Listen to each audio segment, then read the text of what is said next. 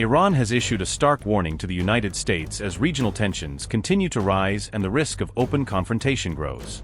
According to reports, Iranian MP Ali Yazdikhah delivered this chilling warning to the U.S., in comments highlighted by the outlet Iran International.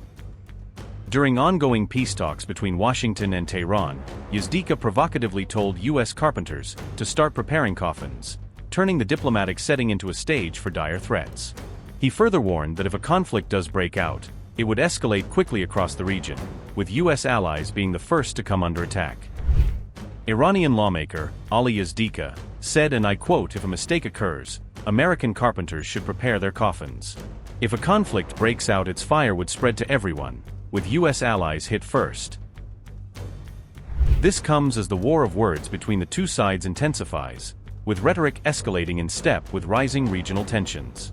Hardline Iranian media have warned that if the United States miscalculates, any potential war could end in Washington, D.C., not in Tehran, in a stark message aimed at American decision-makers.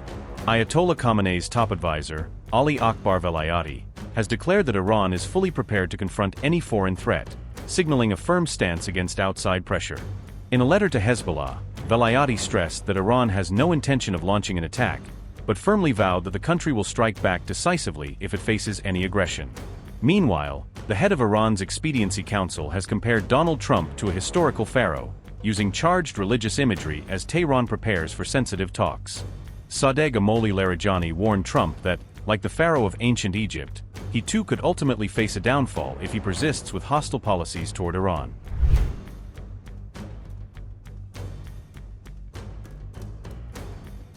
The threat comes as the United States and Iran held indirect talks in Oman, with both sides cautiously describing the meeting as a good start. Officials from Washington and Tehran met in Muscat on February 6 in a bid to prevent another round of violent escalation across the region. Following the talks, Iranian Foreign Minister Abbas Araghchi said that negotiators have now done their part and must take the results back to their leaders for further guidance. Overall, I can say it was a good start. But its continuation depends entirely on us consulting our capitals and, based on that, deciding how to proceed.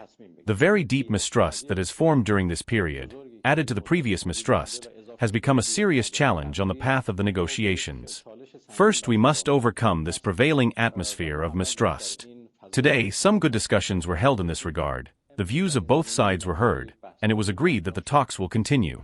Last year's talks in Oman collapsed after Israel and the United States carried out airstrikes on Iranian nuclear sites in June 2025, shattering the fragile diplomatic momentum. Beyond the nuclear negotiations, Washington is also seeking ways to restrict Iran's growing missile arsenal and curb its use of proxy warfare across the region. In parallel, Qatar, Turkey, and Egypt have floated a regional proposal aimed at placing limits on Iran's uranium enrichment activities and the deployment of its missiles. The same framework also calls for strict curbs on Iran's transfer of weapons and military support to allied armed groups operating throughout the Middle East.